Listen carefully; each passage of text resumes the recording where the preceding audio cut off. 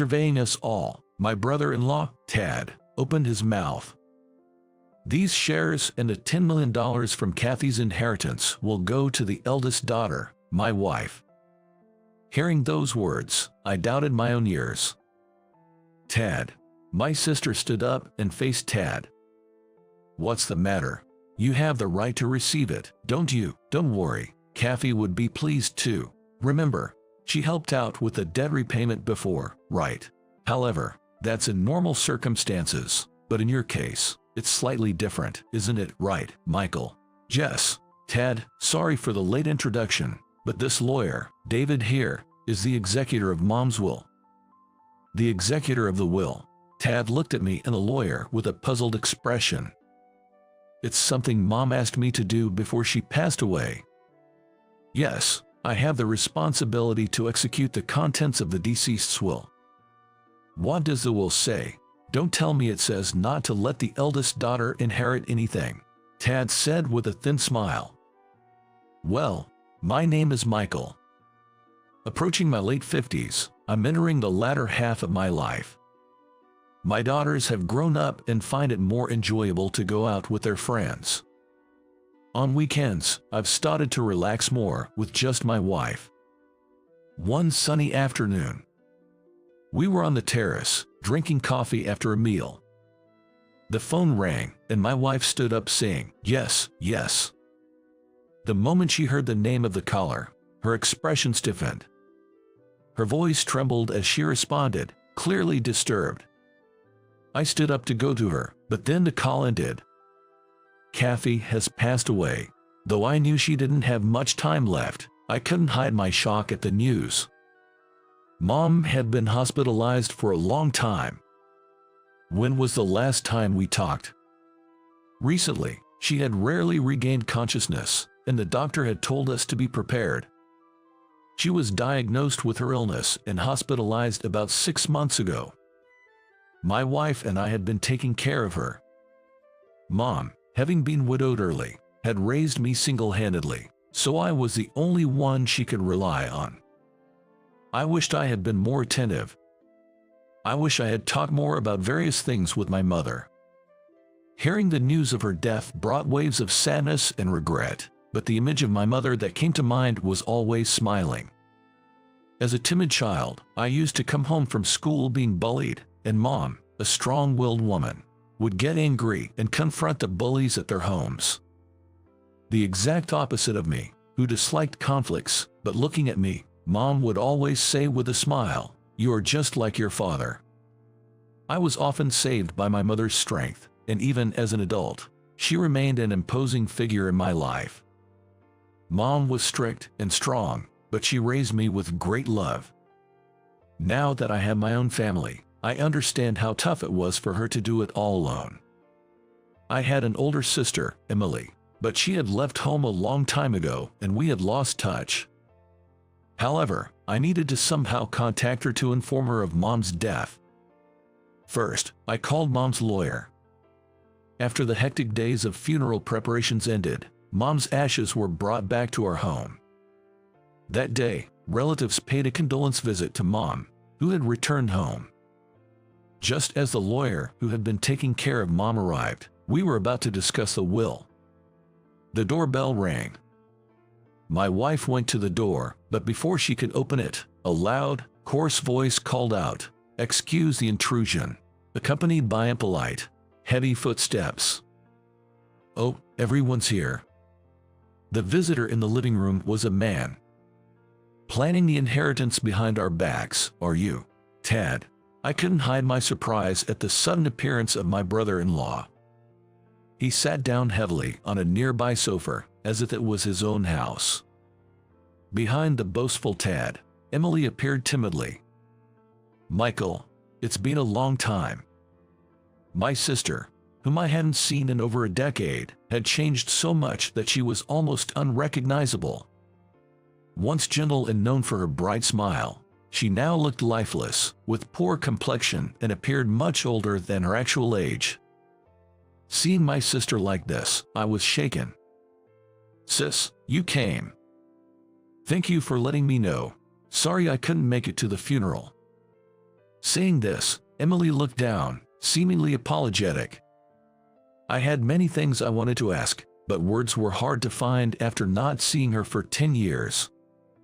Anyway, it's a shame about Kathy. She left quite a sum, didn't she? The stocks must have done well too, right? Tad said to me with a sleazy grin. How can you say that? When scolded by my sister, Tad glared at her. What? It's the truth, isn't it? Especially since you never did a thing to show parental gratitude. Poor thing. That's because you. Emily seemed about to retort, but quickly closed her mouth. Tad laughed through his nose and said, Come on, light an incense stick at least. Sorry for being a disobedient daughter. Emily, holding back something, tightly closed her mouth and sat down in front of Mom's ashes. Mom's family was originally wealthy. When she married Dad, her parents opposed it, and she was almost estranged from her family. After Dad died, she refused financial assistance from her family and raised us on her own. But when Mom's parents passed away, a huge inheritance came to her, being an only child. Stocks and cash totaled to about $10 million. Having it now is somewhat pointless, Mom used to say. There's no harm in having it. You should use it however you like, Mom, I told her. I was already married and supporting myself, and Emily had left home a long time ago. Emily, though, Mom was worried about my sister. It had been a long time since Emily got married.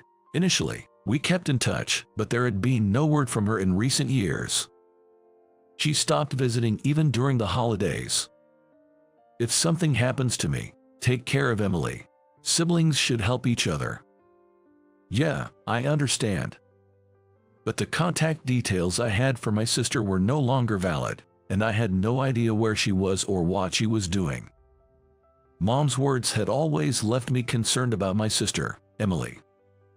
After reuniting with her after such a long time and with so much to catch up on, it seemed now wasn't the right moment. Mom, muttering, Emily had been joining her hands for a long time when Tad, with an exaggerated sigh, said to her, How long are you going to stay absorbed in this?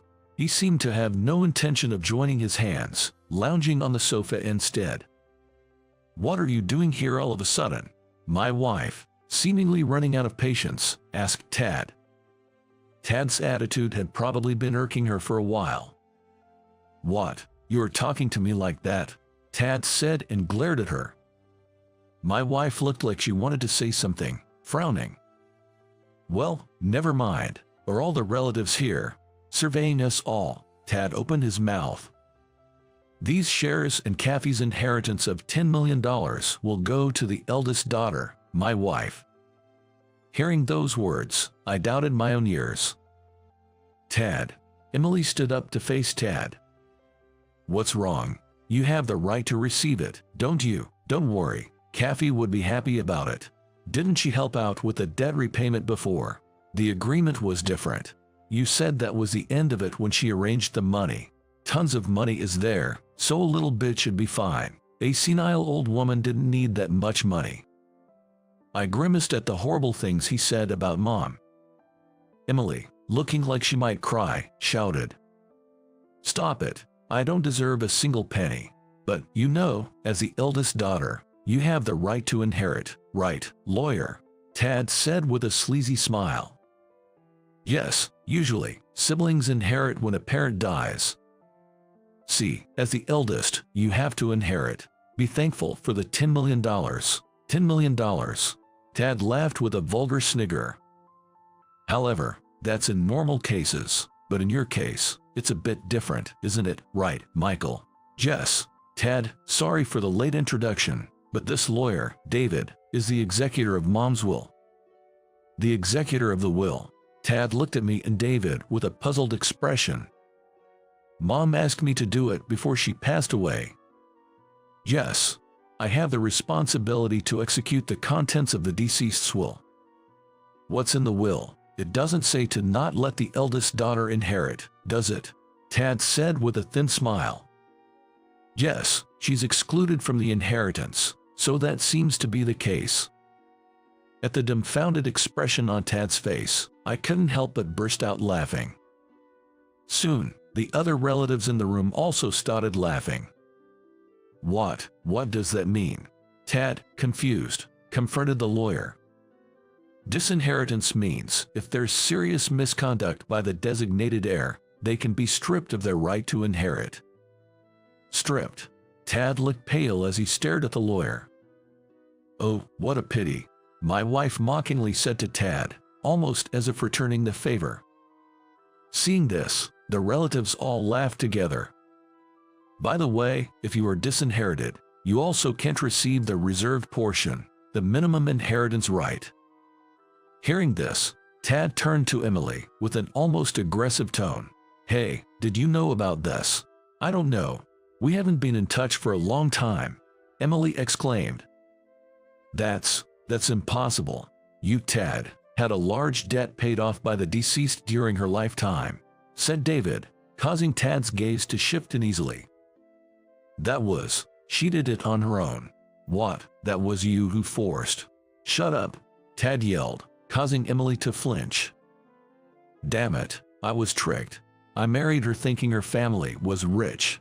Such a way to speak. Emily was shocked by Tad's words. Tad's anger, believing he was entitled to the inheritance, seemed to be directed entirely at Emily. Damn it, everyone's making a fool of me. In frustration, Tad kicked a nearby chair, and Emily shrank back in fear. Watching Emily, I remembered Mom's words. I had to do what I was supposed to do. I needed to convey Mom's feelings properly to Emily. Sis, I said, placing my hand on Emily's shoulder. Her frame felt much smaller than when I last saw her. Mom always said, help each other as siblings. I had first heard about Mom excluding Emily from the inheritance when Mom's hospitalization was decided. When I asked why, Mom said she had concerns. When she heard about Emily's large debt, she thought Emily's behavior was strange. Given Emily's serious nature, getting into debt was an abnormal situation for our family. But Mom didn't ask for reasons. She simply paid off the debt without asking anything. However, after that, Emily became unreachable. Mom tried to contact her, but couldn't get through. It was the same with the contact details I had. Mom was always worried that something might have happened to Emily. Both of you didn't take after me, Mom said, looking at me with kind eyes. Remember, when Emily was in elementary school, once, Emily's return from school was delayed, worrying Mom and me, so we went looking for her. We found her alone in a dark park, crying, "The cat won't get off my lap." When I asked why she didn't move it, she said, "But then I'd wake it up, and I just couldn't argue with that." She waited there, missing dinner, until the cat woke up. I would have moved it no matter what. Unbelievable. Mom laughed. But then she grew contemplative. She's too kind. Mom's worry seemed to be rooted there. Is she having trouble with her husband?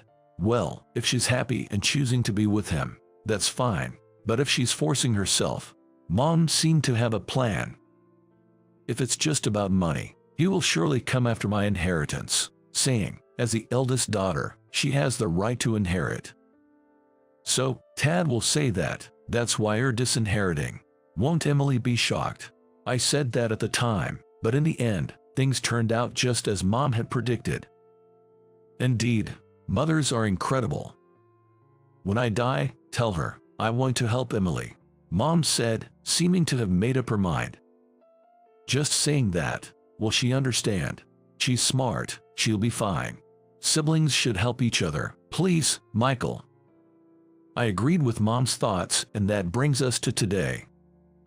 After hearing my story, Emily covered her face with her hands.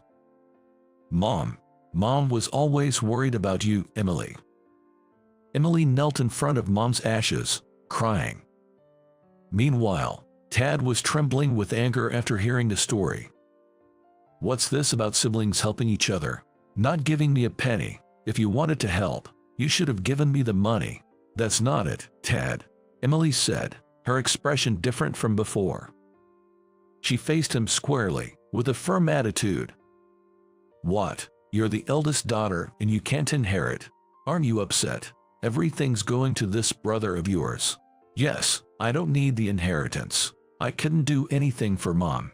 David, regarding the inheritance, I have nothing to say, but I have one request. What is it? Emily spoke with a clear, determined gaze. I would like to discuss filing for divorce. What are you talking about now? Tad was flustered by Emily's sudden declaration. I should have made up my mind when you had the debt paid off. I no longer have any inheritance to claim. If it's just the money you want, please divorce me. Emily, do you know how much I've done for you? Tad said, approaching Emily menacingly. Then, Emily said to him, thank you for everything until now. As Emily said resolutely, Tad looked down on her with cold eyes. Right, if I can't get the inheritance, there's no point in being with you. A penniless old woman, I don't need you. Marrying you was a mistake. Emily didn't respond to Tad's abusive words. Witnessing this, David spoke up. Emily, about the divorce, does your husband always behave violently like this? I'm not sure if it's violent, but Emily seemed to be deep in thought. Does your husband often blame or criticize your actions? Yes, but that's because I don't understand him well enough. Emily, for some reason, seemed to defend Tad. Her expression was one of slight agitation. To me, it was clear that Tad was selfishly attacking her. And it wasn't just apparent to me. All the relatives present could see this fact clearly. I felt like I understood what Mom had been worried about. If you can't have an equal conversation, or if you're always afraid of your husband's words and actions, that's already a form of violence, David said. At his words, Tad became furious. What? Violence? Nonsense, you phony lawyer. Emily looked back and forth between the shouting Tad and David, her eyes showing determination. Seemingly understanding Emily's heart, David continued without paying attention to Tad's words. All of us here are witnesses to this. It's not a recording, but if you have a diary or something that details these violent behaviors, that would be helpful. I have a diary. There are days when I've written in detail. Good. Then we'll talk more about the divorce mediation later. Could you come to my office? David said, handing Emily his business card.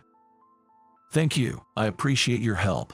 Emily replied, and then she turned to resume the conversation, as if Tad was no longer of any concern to her. In the midst of the exchange between Emily and David, Tad tried to intervene but was unable to stop them. Hey, don't joke around. I did everything thinking of you. Are you repaying kindness with ingratitude? Tad raged. Emily, with a resolute attitude, replied to him. Please be quiet for a moment. I've decided not to give in to you anymore. Months later, Emily and Tad's divorce was finalized. Emily gathered evidence and bravely confronted Tad. Though it might have taken longer if Tad hadn't agreed to the divorce, fortunately, he quickly withdrew. Emily was astounded. He really just wanted the money. Tad paid alimony to Emily and left the house they lived in. Emily, already living elsewhere, would likely never see Tad again. The last time she saw Tad was at the mediation, where he apparently said nothing to her, mindful of the judge's impression. The once domineering man had become meek as a lamb, making Emily wonder what she had been afraid of. Finally, I could tell Emily the truth about the bequest. A bequest means that even non-heirs can receive property. In other words, I could share Mom's estate, which I had inherited, with Emily. This was also Mom's intention, which I had heard during her lifetime. I was waiting for Emily's divorce to be finalized. This way, Tad wouldn't get a penny, and I could give Mom's inheritance to Emily. It was a farewell gift for her new life. I don't deserve that. Emily was surprised and confused by my sudden offer. Mom told me to do it. We can't ignore the wishes of the deceased. She wanted siblings to help each other, I said with a smile. Tears welled up in Emily's eyes as she said, "Thank you." Then, she turned towards the altar and prayed. "Mom, thank you. I'm sorry for worrying you." I looked at the photo of Mom on the altar. She had a bright, cheerful smile. It seemed as if she was saying, "I'm glad. Welcome, and thank you for coming. Emily, congratulations on the opening. Congratulations on your new cafe." Today was the opening day of the cafe Emily had started. My wife and I brought a gift to celebrate the opening. The stylish and serene cafe was already bustling with customers. Emily used part of Mom's inheritance to start the cafe, something she had dreamt of for a long time. Post-divorce, she wanted to try pursuing her long-held dream. Emily's demeanor was lively and cheerful as she served customers. It was like the Emily of the past had returned. "It's a nice place. It feels comforting," I said. "Thank you. Hey Michael, remember that painting?" Emily pointed. I looked where she indicated, seeing a framed painting. That was in Mom's room. It was a favorite painting of Mom's that Emily and I often looked at in our childhood. Though not very expensive, Mom had always treasured and kept it. "Yes, I got Mom's favorite painting to display here." Nostalgic. I think Mom would be happy. Standing next to Emily, looking at the painting, I felt as if we had time traveled back to our childhood. Our eyes met as she smiled beside me. Emily's eyes no longer held the darkness they did on that day. "Something on your mind?" "No, just thinking maybe I should start something new too." "Oh, that would be wonderful." Seeing Emily's bright smile, I silently spoke to Mom in my heart. "It's okay now." The cafe doorbell chimed again as another customer walked in. A refreshing breeze swept through the cafe. Emily's bright voice echoed, and I squinted in the dazzling sunlight. I'm off. As I open the front door and call out to my mom, I start walking towards the train station. It takes about 10 minutes to walk from home to the station, even at a leisurely pace. I could ride my bike to the station, but it's easier to walk down the stairs in the park along the way, so I usually walk. Walking my usual route at my usual time, I meet the same people in the same places and exchange greetings. I'm naturally friendly and always smiling, so people often strike up conversations with me, and it has become a daily routine to chat with someone. My name is Ken, a 30-year-old single office worker.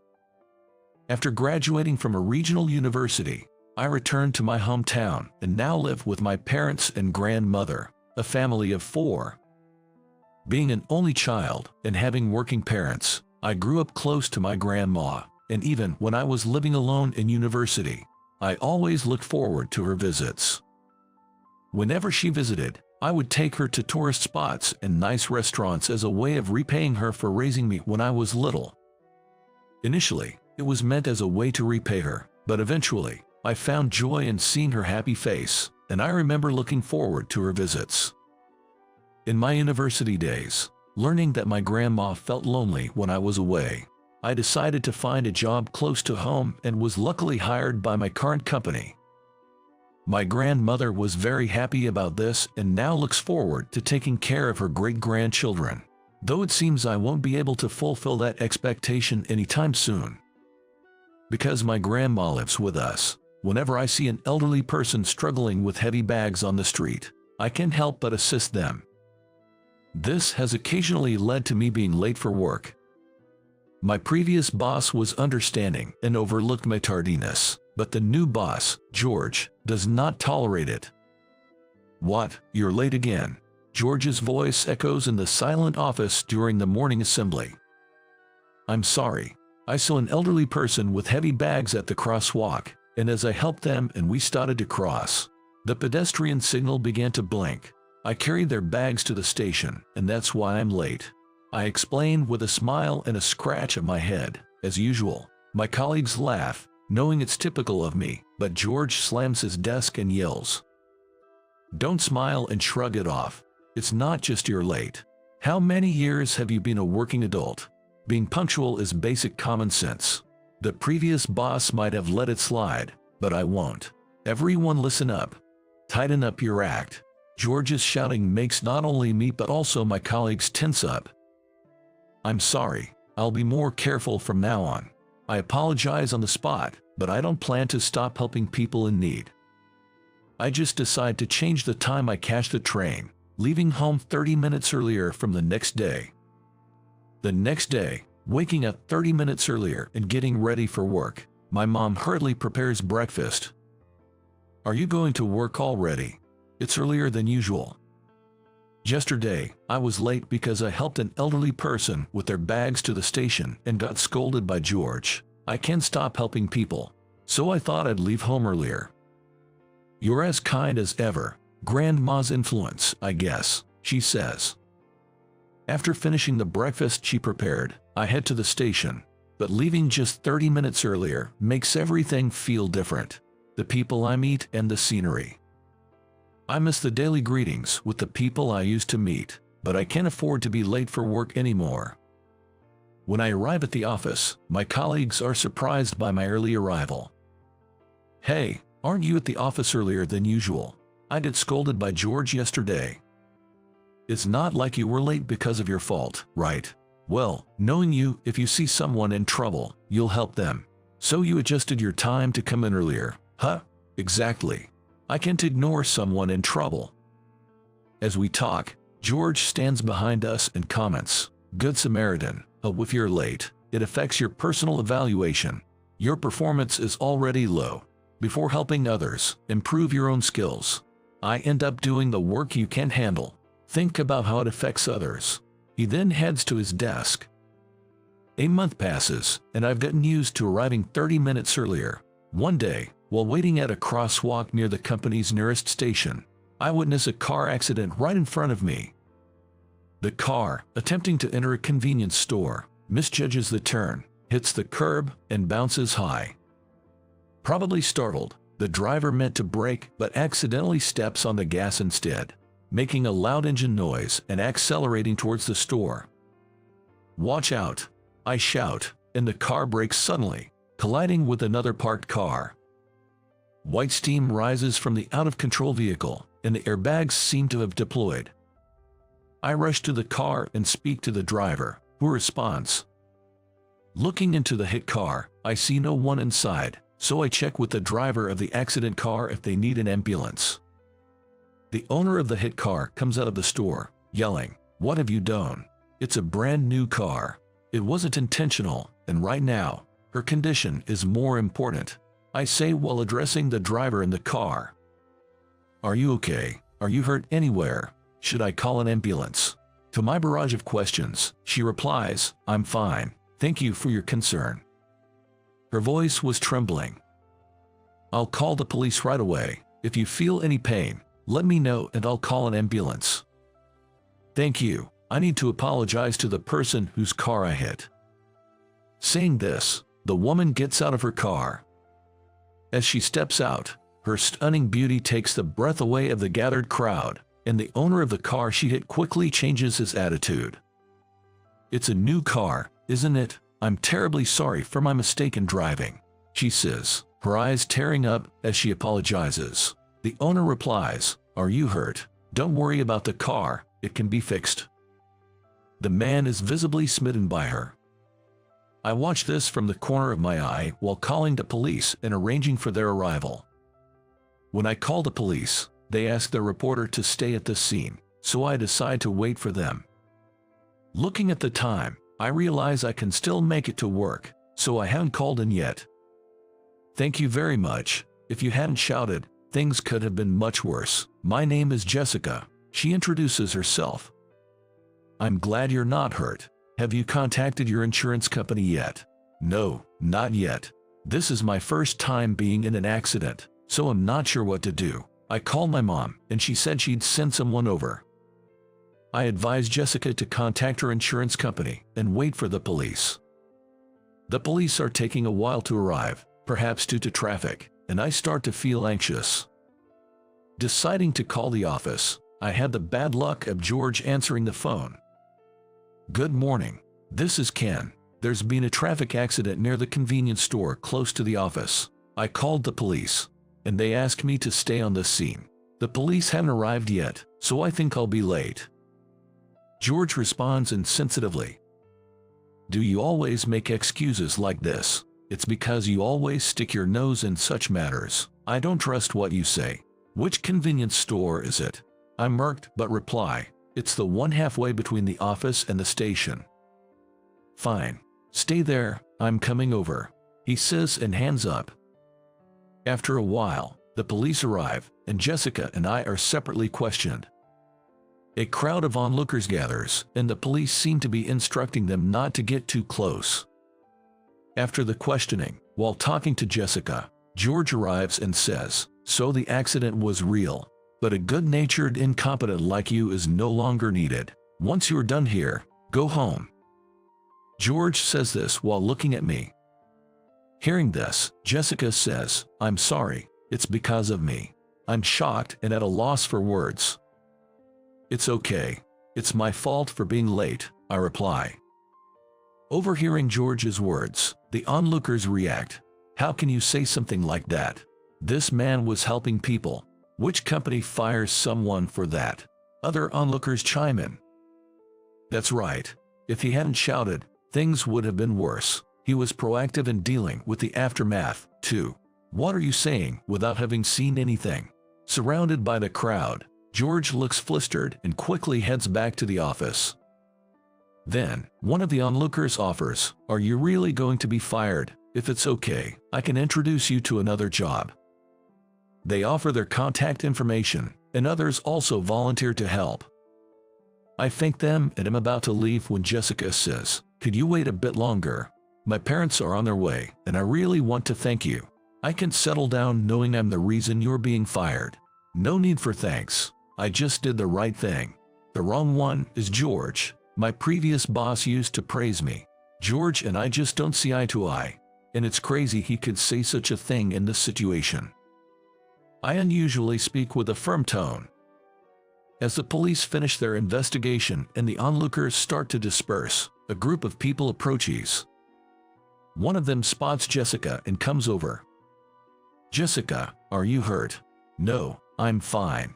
Please prioritize the repair and replacement car for the person I hit," she says, introducing the car owner. The man apologizes to the owner, and they exchange contact information and discuss compensation. Then, people who appear to be her parents arrive. They are looking like the epitome of elegance and wealth. Her mother rushes to Jessica. "Are you all right, Jessica? Are you injured?" She looks at Jessica with almost tearful eyes. "Mom, I'm sorry for worrying you. I'm not injured at all. I feel terrible for hitting someone's car, but there's someone else I feel even more sorry for," she says, looking at me. Being stared at by Jessica, I blushed and hurriedly said, No, don't worry about it. I was already thinking about quitting because of that boss, so I would have left sooner or later anyway." What do you mean?" Jessica's father asked her. "When the accident happened, he was the first one to come over and talk to me. He called the police for me and stayed by my side so I wasn't alone. He also advised me to contact the insurance company." Jessica explained what happened after the accident, saying, "It seemed we were told to stay here until the police arrived, but because of that, it looked like he was going to be late. His boss came here, and right on the spot, he said he was fired and went back to the office." Jessica, teary-eyed, explained how I ended up being fired. "I see. I understand the situation, but it's unacceptable to fire someone for helping others, if it's not too much trouble. Could you tell me the name of the company you work for?" her father asked, but I didn't feel like disclosing a company name. "The company has nothing to do with this." Refusing to mention the company's name, her dad noticed the company pin badge on my suit's lapel and said, "So, you're an employee of our company." Jessica and I exchanged glances. "President Smith, the pin you are wearing is our company's emblem. I'm not the president, but the owner, he said with a smile. Thank goodness, Dad. Please help Ken. He's not at fault, Jessica implored, smiling at Owner Johnson, the owner. However, Owner Johnson said, I'd like to help, but first, we need to understand why George said what he did. It's inappropriate for me, as the owner, to directly intervene. We need to investigate. Do you often arrive late? He asked. I explained my reasons for being late in the past. I see. You've been late because you were helping people in need. You mentioned earlier, and I agree, your actions weren't wrong. I could talk to President Smith and change the company rules, but first, we need to rescind your dismissal. Owner Johnson was willing to help, but I replied, as long as George is my direct boss, I don't want to return. Even if George is transferred, it would be a hassle for him, so I'd rather resign and find another job. I don't want to lose an employee like you. I own other companies. Perhaps you could work at one of those, he suggested. I appreciate your offer, but are your other companies within commuting distance from my home? I inquired, mentioning my grandmother and my desire to work near my home. I understand you're devoted to your grandmother, but unfortunately, the only company of mine within your commuting range is your current workplace. As I said earlier, I don't want to lose an employee like you. Returning to your current company would be best. I won't let you be treated unfairly. So please reconsider, he urged. I understand. However, I'm not confident I can meet your expectations. I think I'll head home for today. Jessica, this isn't your fault. Please don't feel responsible, I said and headed home. When I got home, it was just before noon, and I could see my grandmother weeding the garden. I talked to my grandma. Grandma, I'm home. Thanks for weeding. How about we go for lunch? After I finish eating, I can help you with the weeding, I called out to her. Surprised by my sudden return, my grandmother stood up, looking towards the source of my voice. Oh, you are home early today. Are you feeling unwell? She asked, her face showing both happiness and concern. She approaches me at the front door with a complicated look on his face. No, I didn't go to the office. There was a traffic accident, and while I was dealing with that, it seems I upset George. So, I decided to head home for the day. Seeing my dejected demeanor, my grandmother said, I see, that must have been tough. Well, today, I will treat you. So let's eat lots of delicious food, she said, welcoming me at the entrance. Classic grandma, always knowing how to handle me. I laughed, and we both entered the house, getting ready to leave. Having a meal with just my grandmother was a rare and enjoyable occasion. Her gentle manner of speaking and responses were amusing, and by the time we reached the restaurant, I felt much better and more energetic. After we finished a hearty steak, I took care of the bill and left the restaurant. Grandma was going to pay, she protested, trying to give me money. It's okay, Grandma. We ate a lot, so we need to exercise. Let's weed the garden together when we get back, I said, opening the passenger door for her as I was moving to the driver's seat. Jessica approached, waving her hand. She seemed to have been out with her mother.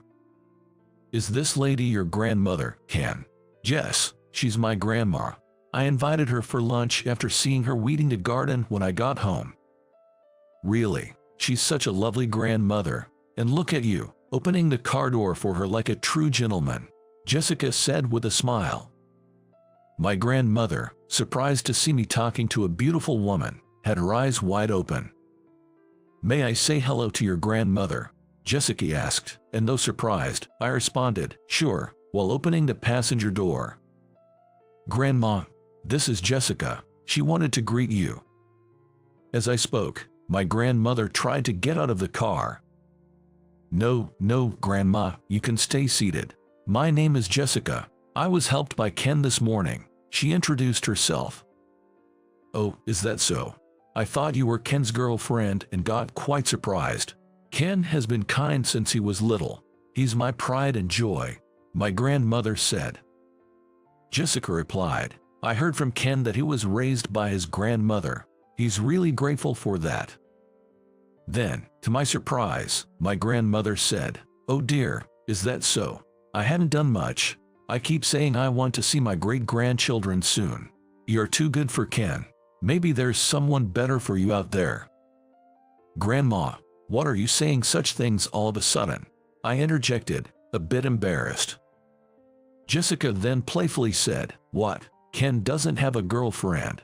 Then, I might just have to apply for the position." Shocked by her comment, I quickly said, "Jessica, please don't say things like that, even as a joke. Grandma might take you seriously." "Grandma, let's go home and do some weeding." "Well, Jessica, we're heading back now." After closing the passenger door, I took my seat in the driver's seat. As I drove off, I saw Jessica in the rearview mirror, waving until my car was out of sight. During the drive back, Grandma talked non-stop about Jessica, even sharing the story with my parents at dinner. "I wish I had seen her. She seems to be Grandma's favorite," my mother commented. "How did you meet her?" my father inquired. I told my family about the morning's events, but the conversation turned tense when it came to my dismissal. "That George at your company, isn't something wrong with him? What are you going to do from tomorrow?" my father asked. "There's no reason for you to be fired. What's the name of that manager? I'll call your company tomorrow and give them a piece of my mind," my mother said. They were visibly upset. Then I explained that Jessica's father was the owner of my company and that he offered to let me work at another one of his companies, but none were within commuting distance. Hearing this, my grandmother, who had been quietly sipping her tea, sadly asked, "Ken, are you going to leave home again?" "Don't worry, Grandma. I turned down the offer because the companies are too far. I'll find a job that I can commute to from here," I reassured her. Hearing that, Grandma seemed relieved and sipped her tea again. "Even though you did nothing wrong, why should you have to quit? I'm really upset about the idea of you quitting." "That's right. The one who should be quitting is George." Both of them seemed quite worked up, so I calmed my parents down. "Okay, both of you relax. I'll check how things are tomorrow. I'll contact a colleague and see what the atmosphere is like. I'll let you know tomorrow night, so don't be so angry."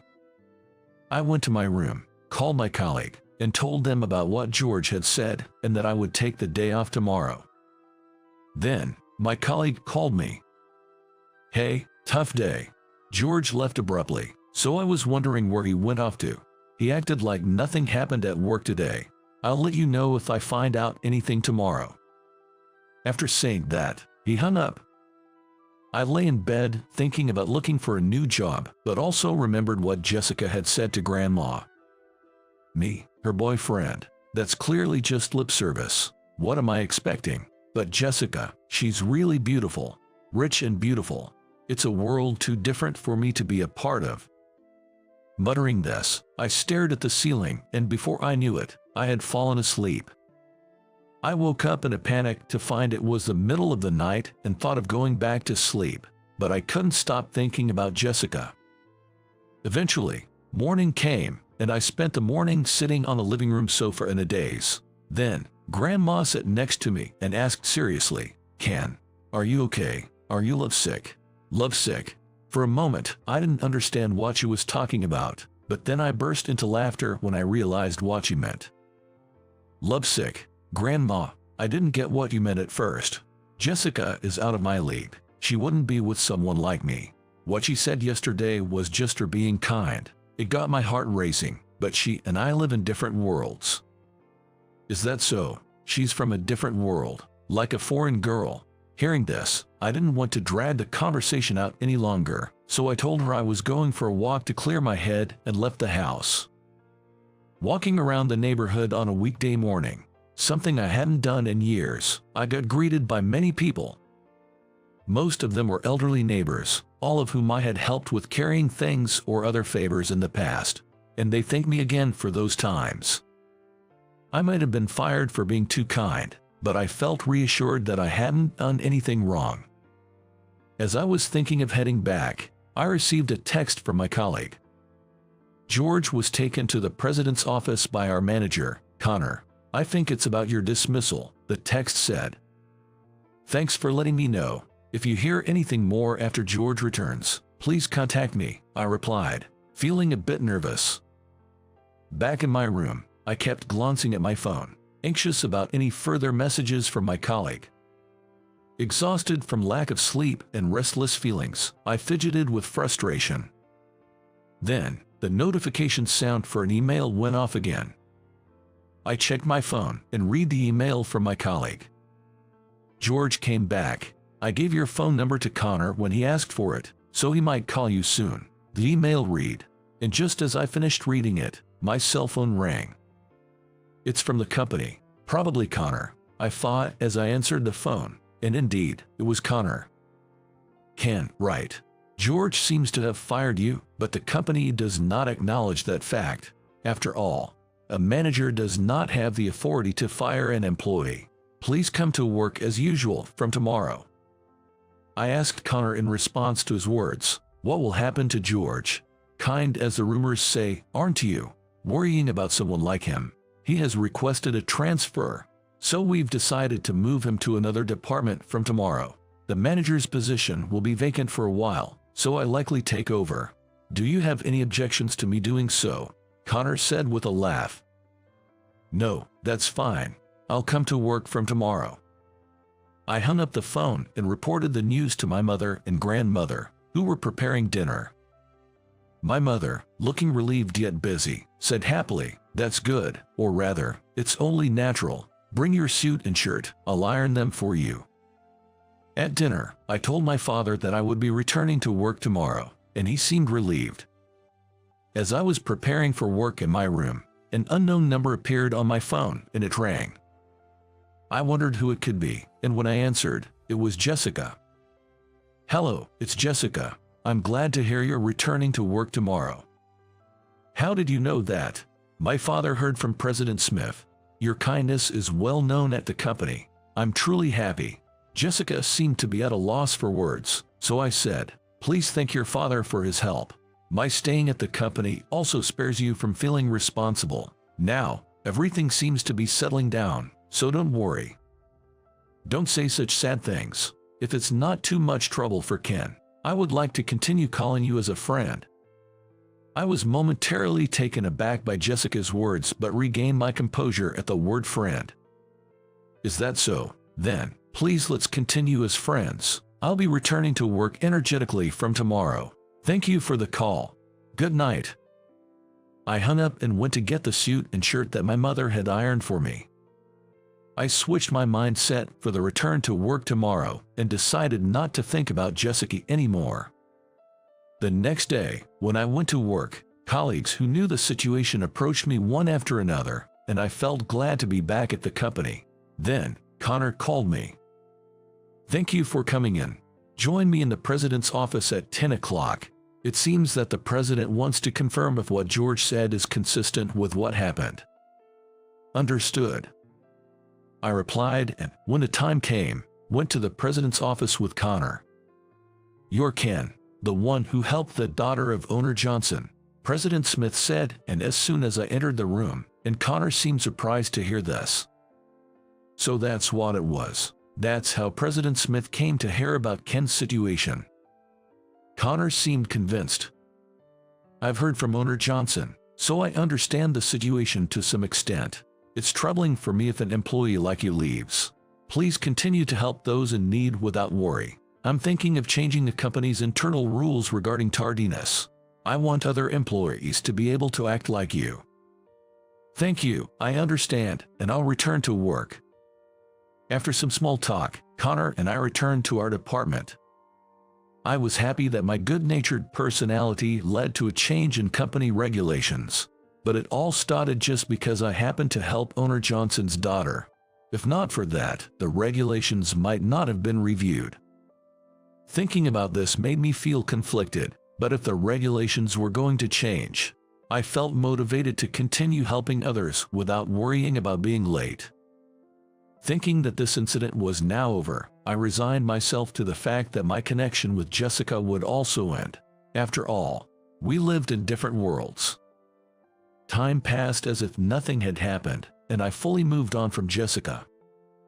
Occasionally, My grandmother would mention Jessica, but it didn't bother me, and I responded casually while playing with my phone. Jessica, was it? I wonder how she's doing. I don't know, what do you think? Last week, she seemed fine when she came over. Oh, really? She came over. She came over. Jessica came. I was surprised and looked at my grandmother.